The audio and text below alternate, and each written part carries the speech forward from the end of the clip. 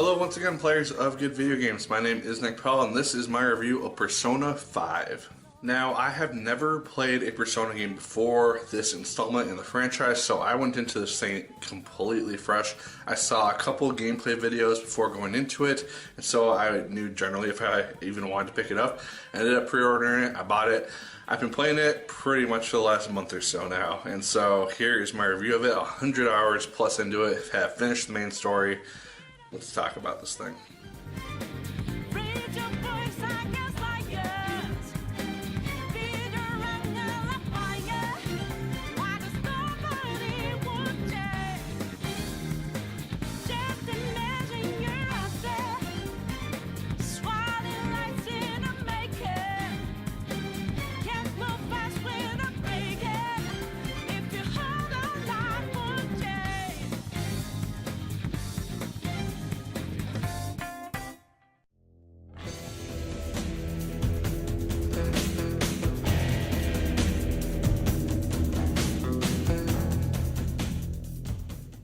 Persona 5 is very unique in regards to how the game actually plays out. You play as this high school student. He's been convicted of this crime, which he more or less did not commit. You'll find out more about that as the story progresses.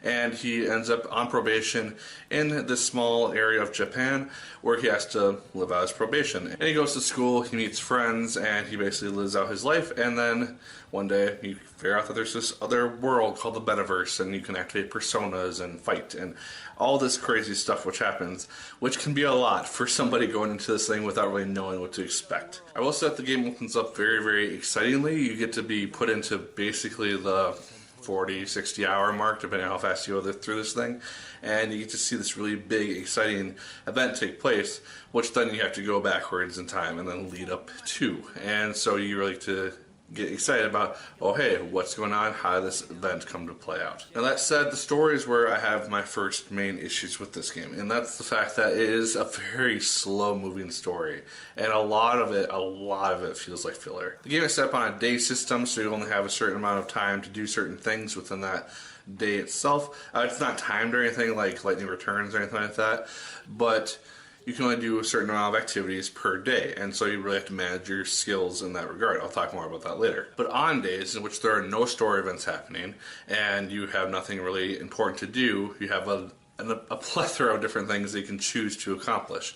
And while that does make it seem like exciting and fun and gives you a bunch of opportunities, it can start to become a dull thing after a point because you just want to continue with the story and not have to just waste time building up to it. Now that said, the social aspects of this game actually work pretty well. You can do a number of different things. You can play baseball, you can work part-time jobs, you can grow your confident levels. Basically those are with both your teammates that you acquire throughout the course of the game, as well as with people who you meet around your area of Japan. And the more you do side missions for them and spend time with them, your confident level grows and you can acquire skills to use in combat when you're exploring palaces and doing other combat related aspects of this game. The story is also quite long, as you would probably expect from a Persona title. It took me well over 100 hours to complete, and that was with me trying to do basically everything I possibly could. Ended up with 80% of the trophies by the end of my first playthrough.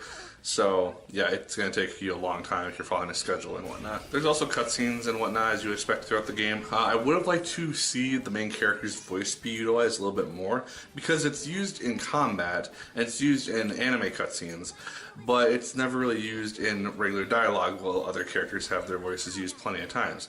So that's just something which kind of bugged me going into the game, and the more and more I dealt with it. I understand wanting to have a silent protagonist, but if you're going to have him speak at other points in the story, doesn't really work that well. The graphics in this game look fantastic though. The in-game graphics are very cartoony-esque. They have their own type of style to them, which works really, really well. There's also anime cutscenes which show up every so often throughout the game. Those are probably my favorite aspects because I just like seeing unique things like that. And these are basically like the CGI cutscenes-esque for me from like Square Enix stuff. One of the highlights of the game for me was probably just seeing the relationships of all these main characters play out, because they're just such a fun group of people.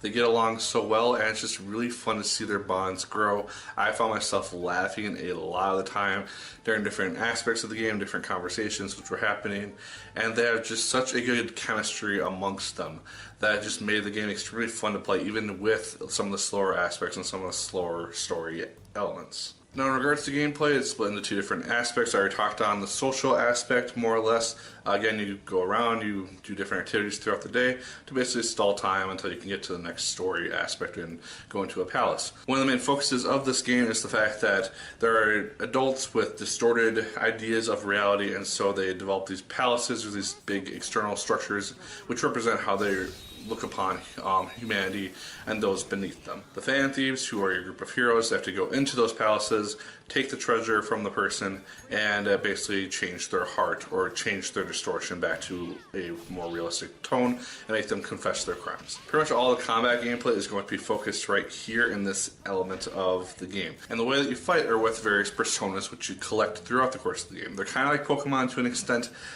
You capture them through conversation and dialogue. Once you weaken them well enough, and they can increase their level and cause them to learn new skills and abilities, and eventually you can combine them to create more powerful personas for you to use. I feel like this element worked really well throughout the game because it is a very element-based combat system. There are enemies which are weak to certain element attacks. If you have an enemy which is weak to fire, you have a character who has a persona which specializes in fire, you can weaken them right away, get them down to a critical status, and then you can take them out with a big finishing move. The palaces also were a fun time to explore in amongst themselves. They get a little bit redundant when it's a really long palace.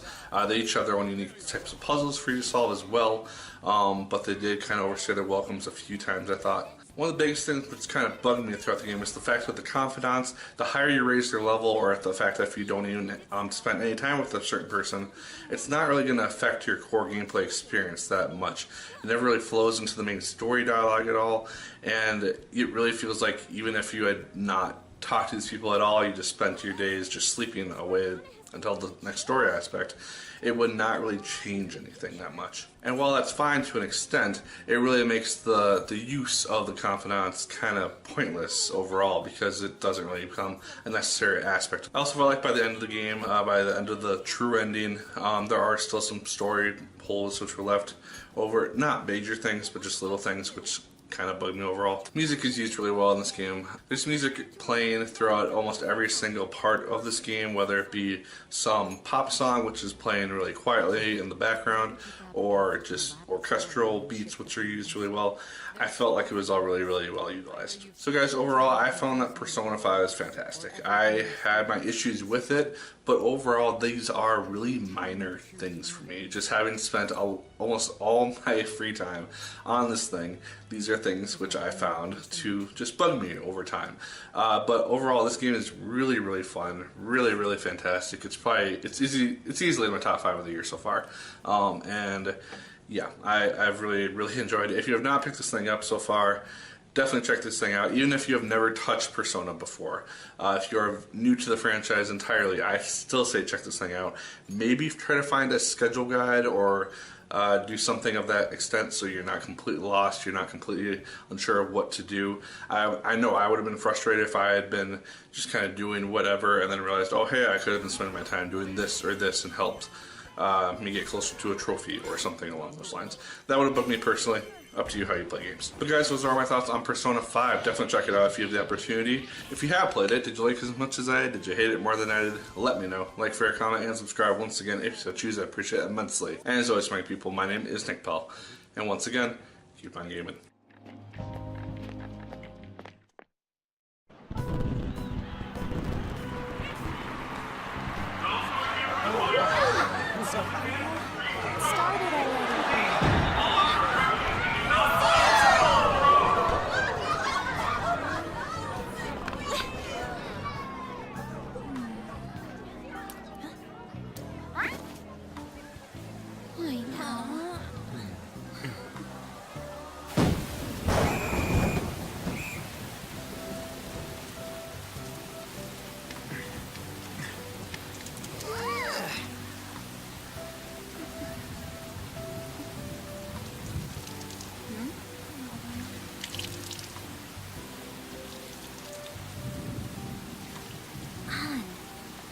Yeah?